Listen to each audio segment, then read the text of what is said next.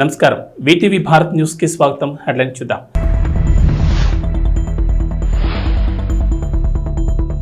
కమనీయంగా జరిగిన 7 వారాల శ్రీ కళ్యాణ వెంకటేశ్వర స్వామి వారి వార్షిక కళ్యాణం.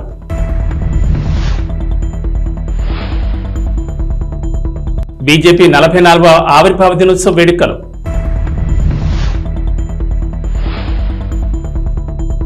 యాడికి మండల కేంద్రంలోని వైసీపీలో నుంచి టీడీపీలోకి చేరికలు. కాకినాడ జిల్లా తునిలోని పెన్షన్ల పంపిణీ ఎన్నికల హీట్ని మరింత పెంచింది. జగన్ తన సొంత లాభాల కోసం వాలంటీర్లను సచివాలయ సిబ్బందిని వాడుకోవడానికి ఎన్నికల కమిషన్ చెక్ పెట్టింది. ఈ నేపథ్యంలో జగన్ రెడ్డికి భయం మొదలైంది. వెన్నులో వణుకు పుడుతోంది.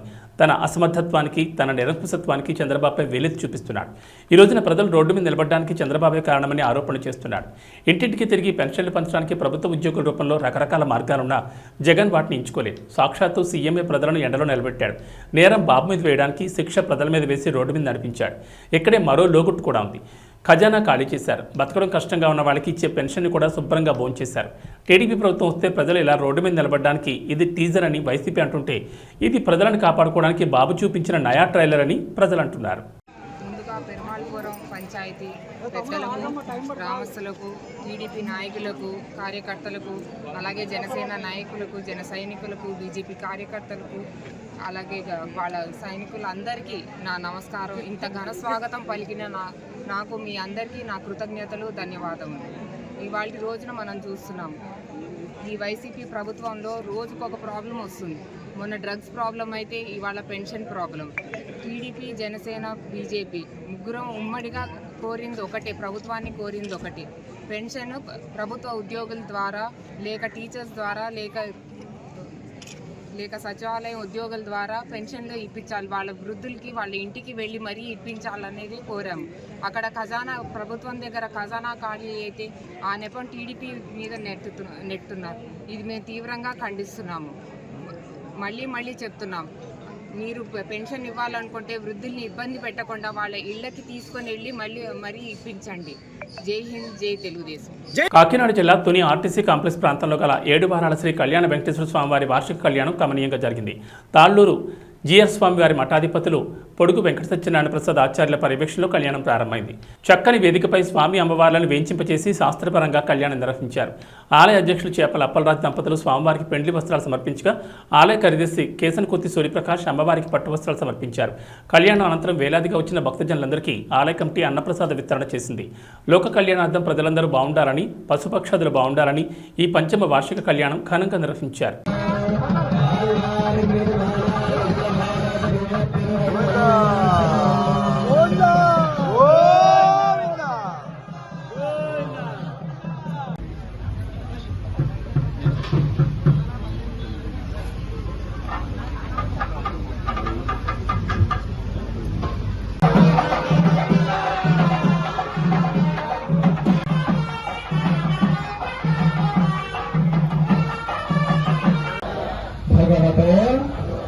వెంకటనాథాయ నమః. అంటే మనుషుల యొక్క వివాహం చేస్తే ఇక్కడంతా ఏం చేస్తాం, అబ్బాయికి అమ్మాయికి మధ్యలో తిరుగుతారు. కానీ ఇక్కడ మాత్రమే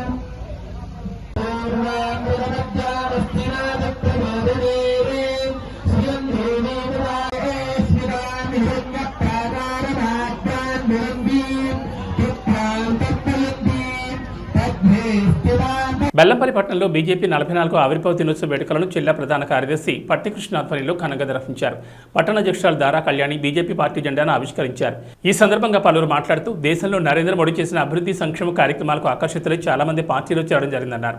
రాబోయే లోక్సభ ఎన్నికల్లో పెద్దపల్లి పార్లమెంట్ అభ్యర్థి గోమాస్త శ్రీనివాస్ని అత్యధిక మెజార్టీతో గెలిపించుకోవాల్సిన బాధ్యత ప్రతి ఒక్క నాయకులు, కార్యకర్తలపై ఉందన్నారు.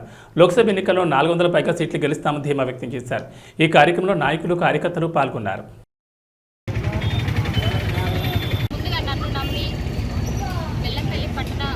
అధ్యక్షురాలుగా బాధ్యతలు ఇచ్చిన రత్నా ఎర్రబెల్లి గారికి ప్రత్యేక ధన్యవాదాలు తెలియజేస్తున్నాను. మన జాతీయ పార్టీ పిలుపు మేరకు, మన జిల్లా అధ్యక్షుడు రఘునాథ్ ఎర్రబెల్లి గారి సూచన మేరకు సందర్భంగా బెల్లంపల్లి పట్టణంలో భారతీయ జనతా పార్టీ జెండా ఆవిష్కరణ కార్యక్రమం జరిగింది. మాతృ సంస్థ అయిన జనసంఘ్ 1982 శ్యామాప్రసాద్ ముఖర్జీ గారితో ఆవిర్భావం చెంది 1980లో భారతీయ జనతా పార్టీగా అంత్యోదయ అనే సిద్ధాంతం ఆధారంగా ఏదైతే కేంద్ర ఫలాలు అట్టడుగు వర్గాలకు చెందాలే ప్రతి ఒక్కరికి అనే ఉద్దేశంతో దేశం first, person next, party next, person last అనే సిద్ధాంతాన్ని ముందుకు తీసుకెళ్తూ ప్రపంచంలోనే భారతదేశం విశ్వగురువుగా అవ్వాలని ఒక సిద్ధాంతం పెట్టుకొని భారతీయ జనతా పార్టీ ఏర్పడడం జరిగింది. ఈరోజు భారతీయ జనతా పార్టీ ఒకప్పుడు 3 సీట్ల నుంచి 337 సీట్లకు ఎదగడం జరిగింది. ప్రపంచంలోనే అతిపెద్ద లార్జెస్ట్ పార్టీగా భారతీయ జనతా పార్టీ ఈరోజు భారతదేశంలో కొనసాగుతుంది. రానున్న ఎలక్షన్లో భారతీయ జనతా పార్టీ ఖచ్చితంగా 400 సీట్లు గెలుస్తుందని మేము నమ్ముతున్నాము. మేము సగర్వంగా చెప్పుకుంటున్నాం. ఎందుకంటే నరేంద్ర మోదీ గారు భారతదేశానికి అందించిన సేవలు కానీ, అభివృద్ధి కానీ ప్రతి ఒక్క పేద అట్టడుగు వర్గాల్లో ఉన్న దళితులు, బీసీ వర్గాలు ప్రతి ఒక్కరు గుర్తించి ఈరోజు భారతదేశాన్ని భారతీయ జనతా పార్టీ ఖచ్చితంగా ఉండాలని చెప్పేసి గుర్తిస్తున్నారు. అలాగే మన పెద్దపల్లి పార్లమెంట్లో మా బీజేపీ అభ్యర్థి గోమాస శ్రీనివాస్ గారిని కూడా ఖచ్చితంగా భారీ మెజార్టీతోని గెలిపించుకొని పార్లమెంట్కి పంపిస్తారు. ఈరోజు నరేంద్ర మోదీ గారి అభివృద్ధి కార్యక్రమాల్ని చూసి మన మంచిర్యాల జిల్లా అధ్యక్షులు పోరాటాన్ని, అలాగే పార్టీ అభివృద్ధిని చూసి చాలామంది పార్టీలో చేరడం జరుగుతుంది. అలాగే ఈరోజు బెల్లంపల్లి పట్టణంలో సుమారు ఒక 10 మంది ఈరోజు పార్టీ ఆవిర్భావం సందర్భంగా పార్టీలో జాయిన్ అవ్వడం జరిగింది. వాళ్ళందరికీ స్వాగతం తెలియజేస్తూ వాళ్ళు ఖచ్చితంగా పార్టీ కోసం పనిచేస్తారని ఆశిస్తూ సెలవు తీసుకుంటున్నాను. భారత్ మాతాకి. విద్య ద్వారా ఉన్నత శిఖరాలను అధిరోహించవచ్చునని మాజీ ఉప ప్రధాని బాబు జగజ్జీవనరామ్ నిరూపించారని దివి మార్కెట్ కమిటీ చైర్మన్ కొక్కిలిగడ్డ వీర వెంకటేశ్వర అన్నారు. చల్లపల్లి మండలంలోని రామానగరంలో జగజ్జీవనరామ్ జయంతి కార్యక్రమం నిర్వహించారు. రామానగరం ఎస్సీ కాలనీ యువత ఆధ్వర్యంలో నిర్వహించిన ఈ కార్యక్రమంలో జగజ్జీవనరామ్ విగ్రహానికి వెంకటేశ్వర పూలమాలతో నివాళులర్పించారు. అనంతరం కేక్ కట్ చేశారు. ఈ కార్యక్రమంలో నాయకులు పాల్గొన్నారు. ఇక్కడికి వచ్చినటువంటి మాదిగ జాతి బిడ్డలకు, అలాగే మీడియా మిత్రులకు నా యొక్క ఉద్యమ నమస్కారాలు. కృష్ణమాదిగ గారి నాయకత్వంలో ఈరోజు బాబు జగజ్జీవనరావు గారి 117వ జయంతిని పురస్కరించుకుని ఈ రామనగరం అనే గ్రామంలో బాబు జగజ్జీవనరావు గారికి పూలమాలలు వేసి కేక్ కటింగ్ చేసి ఆయనని మా యొక్క ఆరాధ్య దైవంగా ఆరాధించుకోవడం జరిగింది. ప్రతి ఒక్క సంవత్సరం ఇలాగే జరుపుకుని ఆయన యొక్క అస్తిత్వాన్ని మేము కాపాడుకుని ఆయన మాకు చేసినటువంటి మేలుల్ని మేము గుర్తు చేసుకుంటూ ఆయనని పురస్కరించుకుంటూ ముందుకు వెళ్తామని కృష్ణా జిల్లా ఎంఆర్పిఎస్ కమిటీ తరఫున మనవి చేసుకుంటూ నాకు ఈ అవకాశం ఇచ్చినటువంటి ప్రతి ఒక్కరికి ధన్యవాదాలు. రామానగరంలో బాబు జగజ్జీవనరావు గారి జయంతి జరుపుకోవడం చాలా శుభపరిణామం. భారతదేశ చరిత్రలో ఆయన ఒక స్వర్ణ అధ్యాయము. ఆయన ప్రధానమంత్రి కావలసిన వాడు ఉప ప్రధానిగా చేయాల్సి వచ్చింది. ఆయన ఎంతో రాజనీతిజ్ఞుడు. రాజ్యాంగాన్ని బాబు సాహెబ్ గారు రాస్తే దాన్ని అమలుపరచడంలో బాబు జగజ్జీవనరావు గారి పాత్ర ఎంతైనా ఉంది. ఆయన ఏ పదవి చేసినా ఆ పదవికి వన్ని తీసుకొచ్చారు. ఎందుకంటే ఆయన విద్యా విధానం చూసుకుంటే చాలా కష్టపడి నిరుపేద కుటుంబం నుంచి ఉన్నత శిఖరాలకు ఎదిగాడంటే ఆయన గొప్ప చదువుకుని భారతదేశంలో మాది కులంలో అంత గొప్ప నాయకుడు అవడం ఆయన ఒక్కడికే చెల్లుబాటు అయింది. ఆయన చేస్తున్న గొప్ప గొప్ప కార్యక్రమాలు, ఆయన ఎక్కడో బీహార్ రాష్ట్రంలో జన్మించి ఇప్పుడు ఇక్కడ మనం ఇంత దూరంలో ఉన్నా కూడా ఆయన్ని చేస్తున్నామంటే అంత గొప్ప స్వాతంత్ర సమరయోధుడు ఆయన. రైల్వే మంత్రిగా ఉన్నప్పుడు ఎస్సీ బోర్డులో ఒక్క రైల్వే ఎంప్లాయీ కూడా ఉండేవాడు కాదు. బోర్డులో ఉన్న వాళ్ళే వాళ్ళ కులస్తుల్ని రిక్రూట్మెంట్ చేసుకునేవాళ్ళు. ఆయన రైల్వే మంత్రిగా వచ్చిన తర్వాత ఎస్సీలు నియమించి 4వ తరగతి ఉద్యోగులుగా ఉన్న వాళ్ళని ప్రమోషన్ లేకుండా ఉండేది. క్యాంటీన్లో కూడా ఉండేవి కాదు ఆ రోజుల్లో. ఆయన ఎస్సీ కులస్తుల్ని ప్రమోషన్లు ఇచ్చి పై స్థాయికి తీసుకొచ్చిన గొప్ప మహానుభావుడు. మనం ఆయన అడుగుజాడల్లో నడవాలి.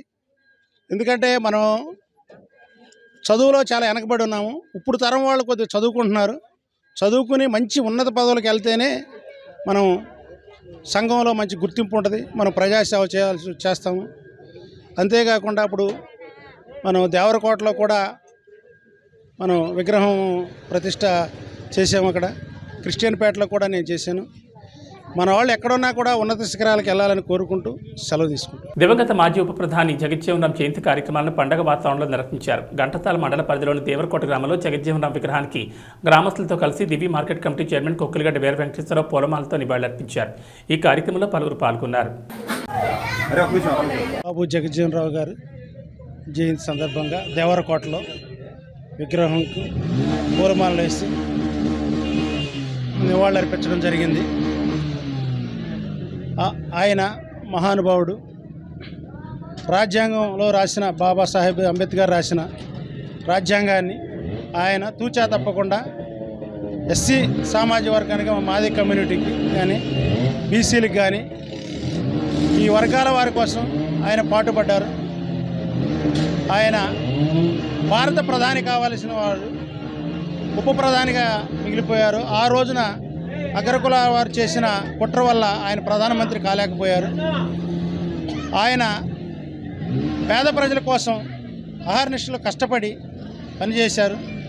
ఆయన ఏ పదవిని అలంకరించినా ఆ పదవికి వన్నె తెచ్చారు. భారతదేశంలో అనేక శాఖలు నిర్వహించారు. రైల్వే శాఖ నిర్వహించేటప్పుడు ఆ శాఖలో 4వ తరగతి ఎంప్లాయీస్ ఉండే ఎస్సీలే ఉండేవాళ్ళు. ఆ ఎస్సీలకి ప్రమోషన్ అనేది ఉండేది కాదు. 4వ తరగతి నుంచి ప్రమోషన్ అనేది చేయడం వల్ల ఆయన ప్రమోషన్ తీసుకొచ్చారు. ఆయన ద్వారానే ఆ ప్రమోషన్లో మంచి క్లర్క్ వరకు కూడా సూపరింటెండెంట్ వరకు వెళ్ళడానికి కూడా జరిగింది. అంతేకాకుండా రైల్వే బోర్డులో ఎస్సీ మెంబర్ అనేవాళ్ళు ఎవరు ఉండేవాళ్ళు కాదు. ఆయన వచ్చిన తర్వాత ఎస్సీ బోర్డు మెంబర్గా రిక్రూట్మెంట్ చేశారు ఎస్సీ వారిని. అంతేకాకుండా ఎస్సీలో క్యాంటీన్ విధానం కూడా ఉండేది. ఆ క్యాంటీన్ కూడా ఎస్సీలకి చేయడం జరిగింది. ఆయన టైంలోనే హరిత విప్లవం అనేది వచ్చింది. వ్యవసాయంలో కూడా అనేకమైన విప్లవాత్మక మార్పులు తీసుకొచ్చి పేద ప్రజల కోసం పాటుపడిన మహానుభావుడు.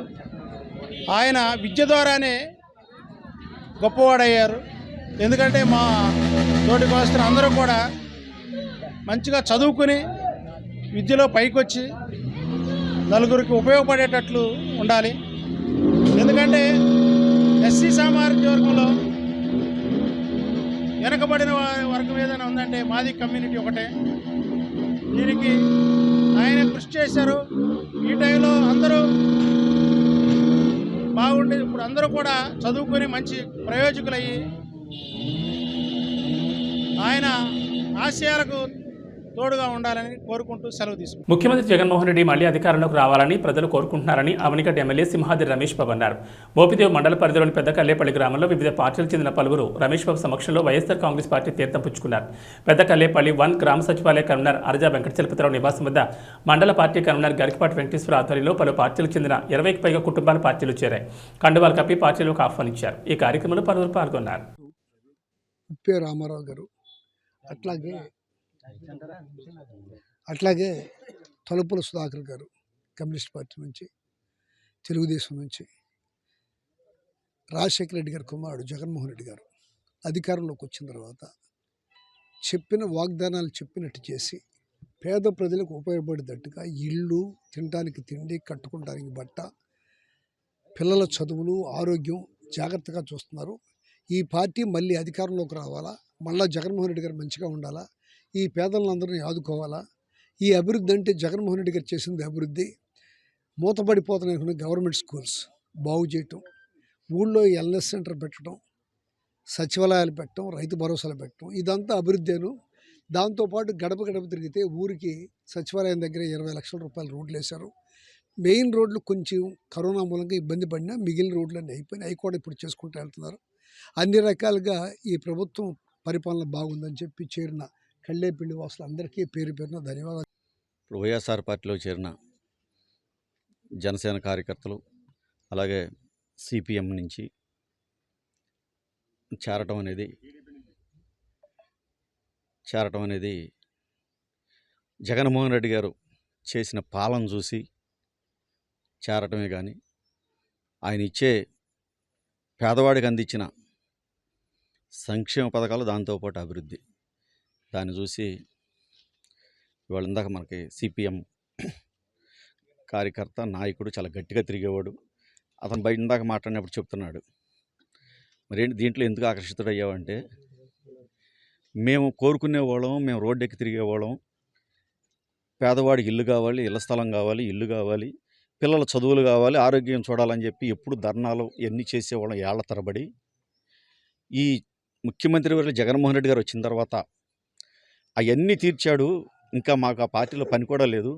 ఆయన చేసే సేవల్ని ప్రజలకు అందే విధంగా నా తోడ్పాటు అందిస్తానని చెప్పడం కూడా మాకు చాలా ఆనందంగా ఉంది.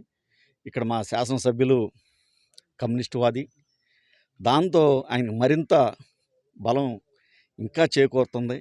ఇంకా కమ్యూనిస్టుల నుంచి వచ్చి జాయిన్ అవడం సిద్ధంగా ఉన్నారు. అదేవిధంగా జనసేన అవనిగడ్డ నియోజకవర్గం చూస్తూ ఉంటే జనసేన బలమైందని, అవసరమైతే పవన్ కళ్యాణ్ గారిని పోటీ చేద్దామని ఆశపడ్డాడు.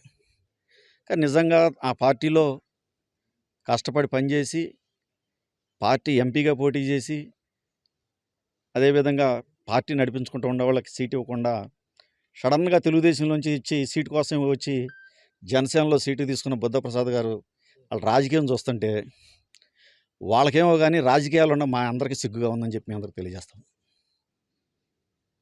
మోపిదేవి మండలం పెద్దకళ్ళేపల్లి గ్రామంలో వైఎస్ జగన్మోహన్ రెడ్డి గారి పాలన చూసి ఇక్కడ ప్రజలు సుమారుగా 20 కుటుంబాలు వచ్చి వైఎస్ఆర్సీపీలో చేరటం, మా సింహాద్రి రమేష్ బాబు గారు కడవకుల నరసింహారావు సమక్షంలో వైఎస్ఆర్సీపీలో చేరి వారు చెప్తున్న విధానాలు చూస్తుంటే జగన్మోహన్ రెడ్డి గారు చెప్తున్నట్టుగా 175 నియోజకవర్గాల్లో వైఎస్ఆర్సీపీ గెలవడం అనేది చాలా చిన్న విషయంగా అనిపిస్తుంది. ఇక్కడ పెద్ద సంఖ్యలో అంటే సిపిఎం నుంచి కానీ టీడీపీ, జనసేన నుంచి అనేక కుటుంబాలు ఇంకా రాదలు రావడానికి మీ వెనక మేము ఉంటామని చెప్పడం చూస్తుంటే ఇక్కడ మా అందరికీ కూడా చాలా ఉత్సాహంగా ఉన్నది. ఇలాంటి పాలనని ఇంకా పెనమడం మేము చూడలేదు. పోరాటాల పట్టిమ చేసిన కమ్యూనిస్టులు చెప్పే విధానాన్ని చూస్తే ఆ రోజున మేము భూమి కోసం, విద్య కోసం, వైద్యం కోసం ఎన్నో పోరాటాలు చేసాం. అలాంటివన్నీ జగన్మోహన్ రెడ్డి గారు ఈ రోజున ఆయన అధికారంలోకి వచ్చి అడగకుండానే చేస్తున్నాడు. అలాంటి ఆయన పాలనలో ఉండడానికి ఇష్టపడుతున్నామని చెప్పి ఈ పార్టీలో చేరడం మా అందరికీ చాలా సంతోషకరంగా ఉంది. ఎందుకనంటే సిపిఎం పార్టీ ఒకటి దాని ఉనికిని కోల్పోతున్న పరిస్థితి ఉంది. మా నియోజకవర్గంలో గతంలో ఎమ్మెల్యే గారు ఉన్నప్పుడు, రామయ్య గారు ఉన్నప్పుడు బాగా ఊపు మీద చేశాం. ఆ తర్వాత మమ్మల్ని నడిపించే నాయకుడు లేడు, మేము నడిచేందుకు సిద్ధంగానూ లేవు. ఇంకోటి ఏంటంటే జనసేనతో పొత్తు పెట్టుకున్నారంటే జనసేన బీజేపీతో, తెలుగుదేశంతో టై అప్ అయింది. అలాగే ఇటు పక్కన మా వాళ్ళు ఏం చేశారు, సిపిఎం కలిసి కాంగ్రెస్తో టై అప్ అయ్యారు. మాకు తప్పనిసరి పరిస్థితుల్లో ఓటేయాలంటే జనసేన ఒక్కటే కనపడుతున్నటువంటి పరిస్థితి ఉంది. ఈరోజు అది గెలుస్తుంది ఖచ్చితంగా. రాష్ట్రంలో మళ్ళీ అధికారంలో వచ్చేది వైఎస్ఆర్సీపీఏ. చాలా కాన్ఫిడెన్స్గా మేము చెప్తున్నాం. అదే ఈరోజు అందుకే వైఎస్ఆర్సీపీలో రమేష్ గారి సమక్షంలో, నరసింహారావు గారి సమక్షంలో చేరటం అనేది జరిగింది. ఈ రోజుకి నాకు పార్టీ సభ్యత్వం ఉంది. నన్ను సస్పెండ్ చేయొచ్చు కూడా రేపొద్దున. ఎందుకనంటే నేను పార్టీ సభ్యుడిగా ఉన్నవాళ్ళు చాలా విలువ, పార్టీ సభ్యత్వానికి చాలా విలువ ఉంది. పార్టీ సభ్యత్వంలో నేను ఆపేయమని చెప్పాను, డిసెంబర్కి ఆపేయమన్నా కూడా వాళ్ళు ఆపకుండా కంటిన్యూ చేశారు, నువ్వు ఉండాలి అని చెప్పి. అయినప్పటికీ నేను ఉండలేనని చెప్పి ఇప్పుడు వైఎస్ఆర్సీపీలో చేరుతూ ఈ నిర్ణయానికి నేను రావడం జరిగింది. రమేష్ గారికి, నరసింహారావు గారికి, ఇక్కడికి వచ్చిన కార్యకర్తలకి అందరికీ నేను హృదయపూర్వక ధన్యవాదాలు తెలియజేస్తూ, ప్రసిద్ధ పుణ్యక్షేత్రమైన మంత్రాలయం శ్రీ రాఘవేంద్ర స్వామి వారి మఠ ఆవరణలో పీఠాధిపతులు శ్రీ సుబుధేంద్ర తీర్థుల ఆశీస్సులతో భక్తులు ఇబ్బంది పడకుండా ఉండడానికి ఏకాదశి సందర్భంగా పలహారాలను తయారు చేశారు.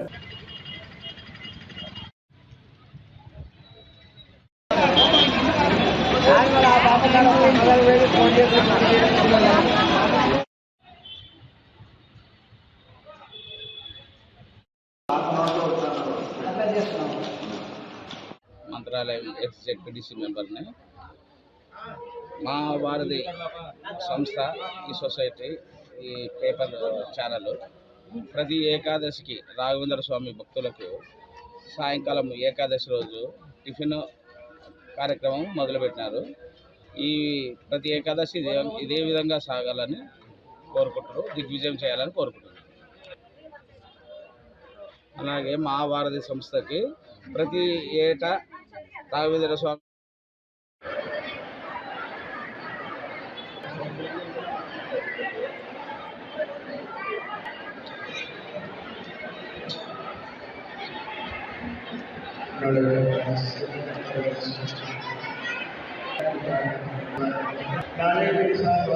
ప్రకాశం జిల్లా ఎర్రగొండపాలెంలోని జామియా మసీద్ వద్ద రంజాన్ మాసం సందర్భంగా నమాజ్ అనంతరం ఎర్రగొండపాలెం నియోజకవర్గ టీడీపీ కూటమి ఎమ్మెల్యే గూడూరి ఎరిక్షన్ బాబు టీడీపీ సీనియర్ నాయకులు కరచాలనం చేశారు. ఈ కార్యక్రమంలో టీడీపీ, జనసేన, బీజేపీ నాయకులు, కార్యకర్తలు పాల్గొన్నారు.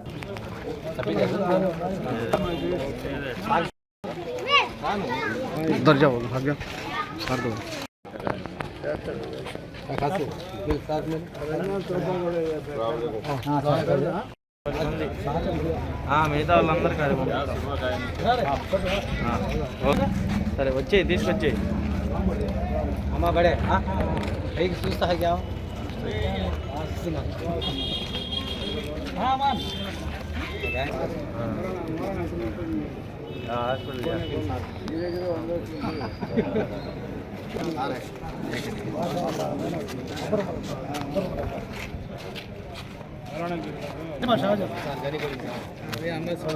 बड़े फिरोजी ಇಲ್ಲಿ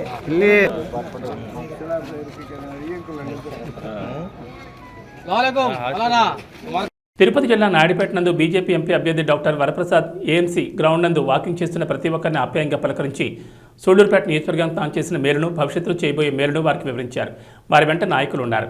ఈ సందర్భంగా మాట్లాడుతూ, నేను తిరుపతి పార్లమెంట్ ఎంపీగా ఉన్నప్పుడు మన సూళ్లూరుపేట నియోజకవర్గానికి అనేక మంచి కార్యక్రమాలు చేశానని, అది మీ అందరికీ తెలుసని, భవిష్యత్తులో మీకు సేవ చేయడానికి నేను తిరిగి బీజేపీ తరఫున తిరుపతి పార్లమెంట్ నుంచి పోటీ చేస్తున్నానని అన్నారు. అదేవిధంగా సూళ్లూరుపేట నియోజకవర్గ తెలుగుదేశం పార్టీ నుంచి ఎమ్మెల్యే అభ్యర్థిగా డాక్టర్ నెలవల విజయశ్రీని మీరందరూ అత్యధిక మెజార్టీతో గెలిపించి ఆశీర్వదించాలని కోరారు.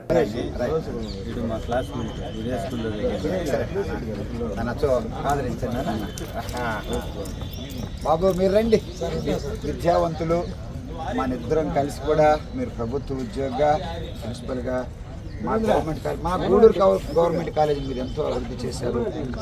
మీ ద్వారా కూడా సహకారంతో లేదు నాన్న, మీ సహకారంతో మేము చేశాము. ఎందుకంటే ప్రిన్సిపల్ అంటే హెడ్ దానికి మీరు ఆయన కూతురికి విజయసాయి గారు రేపు ఎమ్మెల్యేగా అభ్యర్థిగా తెలుగుదేశం నిలబడడానికి అవకాశం ఇచ్చారు. నన్ను తిరుపతి ఎంపీగా ఆ బిడ్డని విజయసాయిని నాకు బిడ్డ సమానురాలు, వారిని సూళ్లూరుపేట నియోజకవర్గానికి ఎమ్మెల్యేగా ఉమ్మడి అభ్యర్థిగా తెలుగుదేశం వైపు చేసి అక్కడ మోడీ గారిని ప్రధానమంత్రిగా, ఇక్కడ చంద్రబాబు నాయుడు గారిని ముఖ్యమంత్రిగా చేయమని చెప్పి కోరుతున్నా. ఒకవేళ తెలియని పొరపాట్లు ఏమైనా చేసి ఉండుంటే, ఒకవేళ తెలుగుదేశంలో ఉన్నప్పుడు నేను అనకూడదు ఆ మాట, అనుకుని ఉంటే ప్రజలు నేను కోరుతున్నా. వారు చాలా అనుభవంతులు. వారు చేసింది ఒకటే, ఏమంటే చంద్రబాబు గారు రెండు కళ్ళుగా భావించారు, సంక్షేమము అభివృద్ధి కూడా. అనుభవంతుడు కనుక కేంద్ర ప్రభుత్వం నుంచి కూడా ఇప్పుడు మేము తీసుకొస్తాము. అలాగే ఇక్కడ నుంచి ప్రపోజల్స్ వెళ్ళవలసినవి చాలా ఉన్నాయి. తీర ప్రాంతాల్లో ఎన్నో అభివృద్ధి చేయవలసి ఉన్నాయి. పులికాట్ లేకులో ముఖద్వారాలు తెలిపితే ఓపెన్ చేయవలసిన అవసరం ఉంది. ఆ రోజుల్లో ప్రతిపక్షంలో ఉన్న అవకాశం లేదు. ఇప్పుడు తప్పనిసరిగా మోడీ ప్రభుత్వం, బీజేపీ ప్రభుత్వం, కేంద్ర ప్రభుత్వంలో వస్తుంది. ఇక్కడ మమ్మల్ని గెలిపిస్తే ఇక్కడ ఎమ్మెల్యే అభ్యర్థులు కూడా చాలా ఎన్డీఏ అభ్యర్థులను తప్పనిసరిగా గెలిపించండి. మేము పనిచేయాలంటే అలా రాష్ట్ర ప్రభుత్వం కూడా మాకు అండగా ఉండాలి. అన్ని ప్రపోజల్స్ అక్కడి నుంచే వెళ్ళాలి. సో అందుకే ప్రజలకి భోజనాలు కావాలి, సంక్షేమ పథకాలు వద్దని ఎవరు అంటలేదు. ఆ సంక్షేమ పథకాలు పెట్టాను కదగా కనుక రాష్ట్ర సంపద పెట్టి మళ్ళీ రాష్ట్ర సంపద ప్రజలకు ఇచ్చేసిన తర్వాత నేను చేసుకున్నాను అంటే ఎవరు తాతగారు సొత్తు ఎవరు పెట్టలేదయ్యా. అక్కడ ప్రజల సొమ్ము తీసుకొచ్చి పెట్టారు. ఆయనేమో అదే డబ్బులు, అదే 2 లక్షల కోట్లు ఉంటాయి ఎవరికైనా కూడా. చంద్రబాబు గారు ఏం చేశారంటే చక్కగా ఆలోచనతో, అనుభవంతో సగం సంక్షేమ పథకాలు పెట్టారు, మిగిలిన సగం అభివృద్ధికి పెట్టారు. మీరేం చేస్తున్నారు? బీసీలు, ఎస్సీలని ఒక ఓట్ బ్యాంక్ లాగా తయారు చేయడానికి అని చెప్పేసి అలా అని చెప్పి తెలియజేస్తున్నాను. ఆదరించండి, ఎన్డీఏ ఉమ్మడి అభ్యర్థుల్ని ఆదరించమని చెప్పి. ఇవి బులెటిన్ విశేషాలు. నమస్కారం.